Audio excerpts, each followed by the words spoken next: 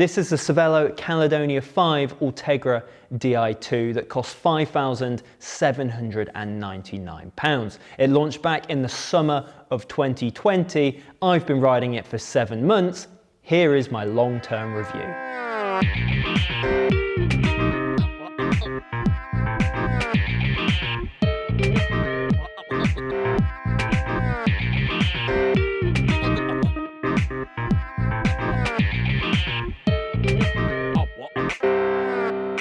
So before we get into that though, I'll give you a little bit of heritage about this bike. It was born out of the Cervélo C series, which was the brand's out-and-out endurance bike that came around at the burgeoning time of the all-road scene.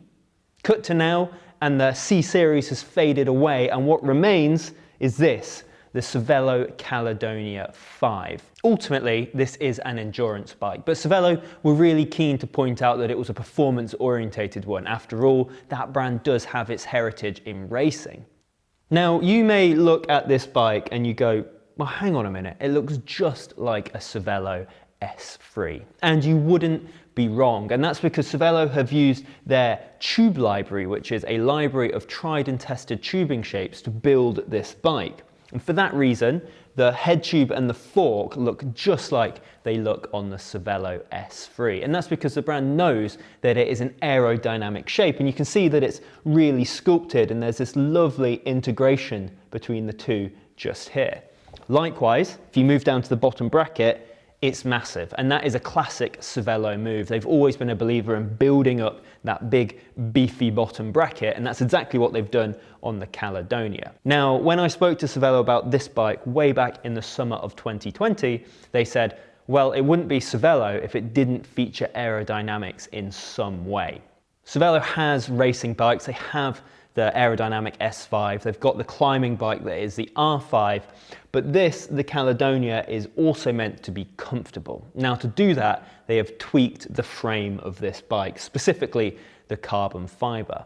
That's to add a bit more comfort and a bit more cushioning to the ride quality. And you'll see if you look at the frame, there aren't no gimmicks here. There are no elastomers, there's no suspension built into it, no rubber bungs to take out the bite of the road. All of the comfort is being driven through that carbon frame, but also through the wide tyres. Now, this bike has clearance for up to 35mm tyres, and these tyres are 30mm as standard. So most of that cushioning is coming from that wider rubber and the lower volume that you can run it at.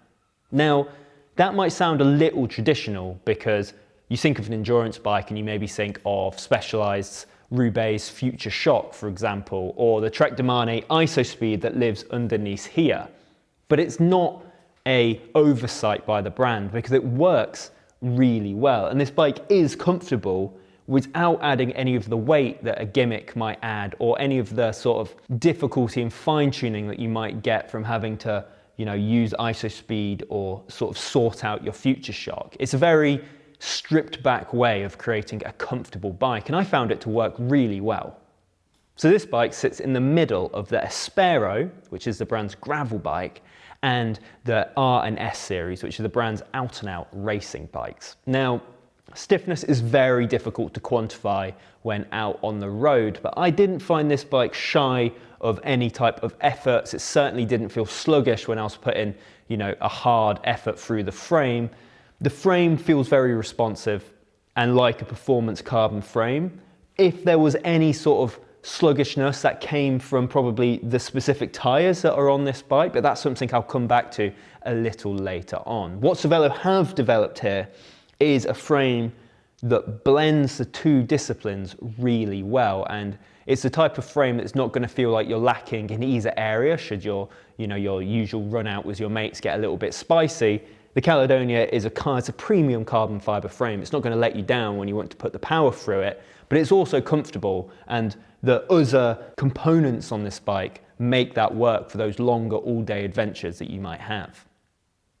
So if the bike's performance orientation is coming through the carbon fiber of its frame, a lot of its comfort is coming through its geometry. So I'm going to start with the bike's wheelbase, and that's the length from the rear axle to the front axle. Now on the Caledonia 5 in a size 56, which is what I ride, it is 1012mm long. If you compare that to the Specialized Roubaix, which is a bike I'll be referring to quite a lot in this review, as it's a sort of market leader when it comes to the endurance performance hybrid, that has a wheelbase of 994 millimeters, and that's in a size 56 as well. So you can see that the Caledonia is significantly longer. Now, longer bikes instill a greater amount of stability into the rider. They make you feel like you're more in control, but can handle a little bit slower. Now, on the Caledonia, I never found that to be a problem in terms of its handling. It still felt very controllable on descents. It was easy to handle. It felt stable, and that's crucially what's really important, because an endurance bike's comfort, is only so much of that comes through the ride quality. The rest of it feels like, are you in control of the bike? And with the Caledonia, I really felt like I was. Now, in its stack and reach, the Caledonia is also marginally more aggressive than the Roubaix, and I'm just going to refer to my notes for this bit. So its reach in a size 56 is 387 mil compared to the 384 mil of the Roubaix. So it's that little bit longer. And now to compare the stack of this bike is 580 millimeters compared to the Roubaix 603. So it's that little bit shorter. So overall, it's a slightly more aggressive position. Compare that to the Cervélo R3, which is the less aggressive of the R series. It's actually exactly the same in terms of its stack and reach. So actually what Cervélo have done here is really smart. So they issue the bike with two different size bearing caps, which is this little bit here that sits on top of the head tube. You can either get that in a 7mm or a 22mm bearing cap. And that means you can run it as slammed as an R3 or as high as a C3 endurance bike, depending on your preference. And because these spacers are split spacers, it's really easy to set that up as well.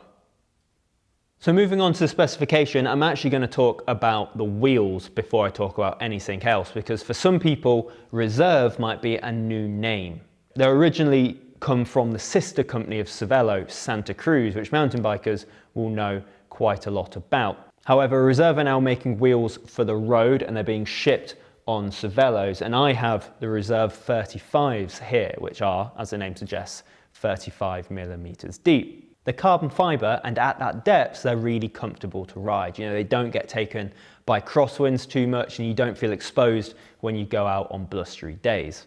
Now, Reserve Sing is that they're bomb-proof. They've kind of built a name for themselves about being really tough wheels, and over the 7 months that I've ridden these, I've had absolutely no problems out on the road when riding them. And they're built up with standard spokes and nipples, so should you get a problem, they're really easily serviceable anyway. Now, on top of these wheels are Vittoria Rubino tyres. Now, I have a couple of issues with these. Firstly, for the price tag of the bike, which is over £5,000, they're pretty low-end tyres, and as a result, they feel pretty clattery in their ride quality. They're really wide, so on the Reserves, they measured up 2 millimeters wider than their stated width, so they're 32mm when put on these wheels, which is really good because, it's nice to have that big wide tyre profile on an endurance bike, but their ride quality isn't as supple as maybe the Vittoria Corsas would have been, which is the top-end tyre provided by Vittoria. However, I was testing this through winter, and for the most part, they were absolutely superb. I only suffered one puncture in 7 months of riding this bike, came in the middle of the Rapha Festive 500, which was a bit of a pain. And actually, that was where they fell down. I found it really, really difficult to get these tyres on and off the Reserve rims. Something about the hard casing of the tyre and the really wide internal rim widths of the wheels, 21 millimeters in there, made it really difficult to get the tyres on and off these rims. So if I was to own this bike, I'd probably run something a little bit more supple to avoid having that problem. Finally, just to finish up on the wheels, there's actually a curious selection of the wheels more widely across the Caledonia 5 range. And Cervélo are speccing these, the Reserves, but you can also get a bike with MV, with Zip, with DT Swiss, all at varying different price points. And now Cervélo have done this because they want riders to get wheels that are right for them and to be able to spec different options at different price points, which is really cool. It's all quite top end and quite Gucci. It is nice to see wheels that won't need upgrading straight away, which has been my gripe with Cervélo in the past, and that's not the case with these reserve wheels, which are really good straight out of the box. I'll move on to the group set of the bike. It's an Ultegra Di2 group set, which usually I don't have a huge amount to say about because we think it's great, we've rated it really highly, but there is something a little bit different with this group set. So it's a 52-36 on the front, and then on the rear it's an 11-34 cassette, which is a whopping lowest gear. Now Cervélo have done this because this is an endurance bike, it's meant to be for all-day riding, it's meant to be for light bike packing duties, maybe even a bit of gravel if you're feeling adventurous. So by pairing that 11-34 cassette on the back, what they're doing is giving you a big gear, a 52-11, to ride out on the flats and on descent, so you won't find yourself spinning out. But at the lowest gear, you've got a 36-34, which is almost a 1-to-1 for winching yourself up and over those hills after a long day's riding. Now, not everyone is going to like that. You know, I wouldn't be my first choice of gearing, but seeing as it was on the bike, I did tend to make use of it, and it's a little bit embarrassing to be in the 36-34 when you're riding along with your friends who are all running much larger gears. But over the winter, I actually found it to be pretty comfortable. It's a nice relief when you're just slogging through long, hard winter miles. And after all, a change of cassette isn't that hard to do if it's not right for you. Up front, it looks like a completely integrated bar and stem setup using Cervélo's AB09 carbon fiber handlebar, but actually it's pretty smart. All the cables are run in a channel underneath the bar and then into the stem and then internally down into the front end. Now this does a couple of different things. Firstly, gives it a really neat look at the front, which I think is absolutely killer, and also makes it really easy to run a bar bag up there should you go on any bike packing rides on this bike. But secondly, it makes it nice and easy to service, which I did have to do a couple of times because I kept finding, curiously, that the Di2 cable kept popping out of the left shifter, which is underneath the handlebar wrap and inside the hood. So I kept having to take the wrap off the bars and redo it, but it's nice and easy to fix because nothing's internal on the handlebar, and home mechanics are probably going to like this setup quite a lot, especially because of the split spacers, which makes getting access to the front end nice and easy. Now, the whole bike weighs 7.9 kilos, and you know, there are ways that you could make that even lighter. For example, if you swapped out that 11-34 cassette or changed those Vittoria Rubino tires. I want to tell you about how this bike rides. And I've ridden this bike a lot over the last 7 months. In fact, it has been my dedicated road bike. It's been the only bike I've ridden for the last 7 months. So I've done a lot of miles on this. And it comes off the back of the summer before, where I was riding my Specialized S-Works tarmac. Now, I mention that because in the summer, I would typically consider that a best bike time. I would usually only ride my tarmac. It would be like, you know, fast roads, fast riding. You want to get the most out of your performance-orientated bike. And actually, what the Caledonia 5 made me realize is that's not really what I need to be doing. And actually that this is probably a much more suitable bike for me than that S-Works tarmac is. And that's not because I'm getting old and I need to ride a comfortable bike because my back is going to give out on hard roads, but actually just because riding is more enjoyable when you're comfortable. And that's a sentence that I can't really say enough. You know, you'll have a better time on your bike if you're riding something that feels comfortable, firstly in its ride quality, but also makes you feel comfortable in the riding that you're doing. You know, that might be riding at speed, descending quickly. You're just going to have a better time if you don't always feel like you're on the edge. I'm not a racer.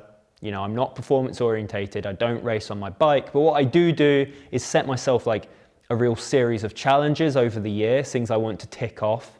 And for that, for my own personal goals, the Caledonia 5 is a much better ride. You know, that might be riding 215 kilometers in a day, which I did in the summer. That was the longest ride I've done. Might be a series of like bike packing over the course of a week. All of those things my S-Works tarmac wouldn't quite be the right ride for, but actually the Caledonia 5 proved itself to be the perfect vehicle for those type of goals. I feel like that's made it sound like I'm just a slow rider that likes to pootle around, but that's not really the case. You know, we do still do some fast-paced group rides, and this bike took me to PBs on a lot of the segments that we tend to be competitive on, and PBs that I hadn't set in a long time, you know, since riding them on my S-Works tarmac. So I don't think it's a case that endurance bikes have to be slow, and I think the Caledonia 5 proves that absolutely perfectly. So Cervélo have always sat at the pointy end of prices. They're a famously premium brand, and the Cervélo Caledonia 5 Ultegra Di2 option that I have here is no different, and it costs a Gucci £5,799. Below this sits the mechanical Ultegra option for $5,299, and if you're feeling particularly flush, you could model up to the SRAM Force ETAP version for $6,399. Now, all of those bikes are very expensive. In comparison, you could get a Specialized Roubaix for $4,750, but that comes with aluminium wheels rather than the carbon wheels that are spec'd on this, and you'd be more likely to want to upgrade those in the short term, where you'd have no such need with these reserve wheels. So there you go, my long-term review of the Cervélo Caledonia 5 Ultegra Di2. A hard 7 months of riding has led me to absolutely fall head over heels in love with this bike. If you have enjoyed this review, then please do leave us a comment in the comments section below. Let me know what you think about this bike. Have you thought about getting it? Do you have any worries? Let me know, I'd love to hear them. Don't forget to give us a thumbs up and subscribe to the Cycling Weekly YouTube channel. Now, I'll be back soon with some more great tech content, and I'll see you then.